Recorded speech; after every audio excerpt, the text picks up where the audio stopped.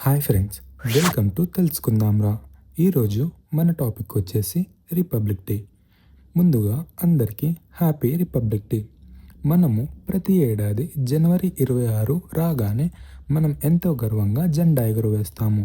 కానీ అసలు 1947లో స్వతంత్రం వచ్చిన 3 ఏళ్ళ తర్వాత మళ్ళీ ఈ రిపబ్లిక్ డే ప్రాముఖ్యత ఏంటి, అసలు ఈరోజు ఏం జరిగింది, మన రాజ్యాంగం వెనుక ఉన్న అసలు కథ ఏంటి, ఈ వీడియోలో క్లియర్గా తెలుసుకుందాము. అసలు రిపబ్లిక్ డే అంటే ఏమిటి? దేశాన్ని పాలించే అధికారం ఒక కుటుంబానికో ఒక రాజుకి కాకుండా ప్రజల చేతుల్లో ఉండే వ్యవస్థ. సింపుల్గా వారసత్వ పాలన లేదు, ఎన్నికల ద్వారా పాలన. ప్రజలే అసలు శక్తి. రిపబ్లిక్ అంటే తెలుగులో గణతంత్రం. అంటే ఈ దేశం ఏ ఒక్కరి సొత్తు కాదు. ఇక్కడ ప్రజలే రాజులు. ప్రజల చేత ఎన్నుకోబడిన వారే దేశాన్ని పరిపాలిస్తారు. బ్రిటిష్ వారి పాలన పోయి మన సొంత చట్టాలు అమల్లోకి వచ్చిన రోజే ఈ రిపబ్లిక్ డే. అసలు రిపబ్లిక్ డే ఎందుకు వచ్చింది, ఎలా వచ్చింది?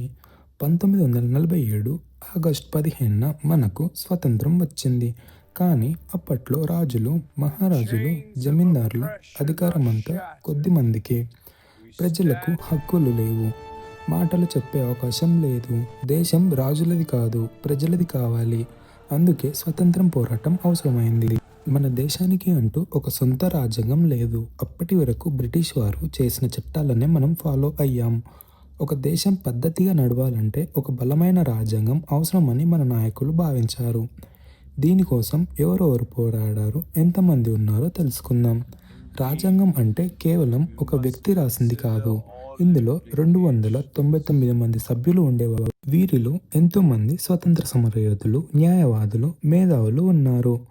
డ్రాఫ్టింగ్ కమిటీ చైర్మన్గా డాక్టర్ బిఆర్ అంబేద్కర్ గారు, ఇతనే మన రాజ్యాంగ రూపశిల్పి.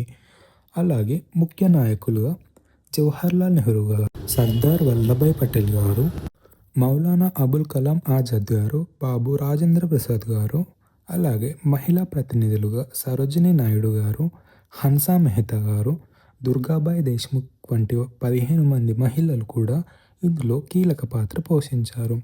వీరంతా కలిసి సుమారు 165 రోజుల పాటు సమావేశమైన వేల కొద్ది సవరణలు చేసి మన రాజ్యాంగాన్ని సిద్ధం చేశారు. మన రాజ్యాంగానికి పట్టిన సమయం 2 సంవత్సరాల 11 నెలల 17 రోజులు. అసలు జనవరి 26నే ఎందుకు జరుపుకుంటారు? రాజ్యాంగం 1949 నవంబర్ 26న పూర్తయింది. కానీ 2 నెలలు ఆగి జనవరి 26నే ఎందుకు అమలు చేశారు? దీని వెనుక ఒక చరిత్ర ఉంది.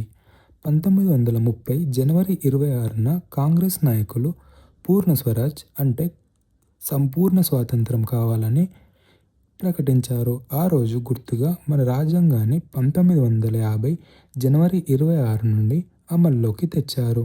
దీనివల్ల వచ్చిన మార్పులు ఏమిటి? అయితే రాజ్యాంగం రాకముందుకు మన పరిస్థితి వేరు, వచ్చిన తర్వాత వేరు.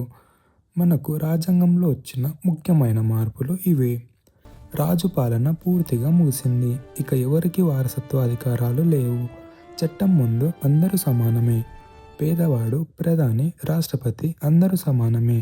దీంతో పాటు ఆర్టికల్ 18 ప్రకారం టైటిల్స్ రద్దు చేశారు.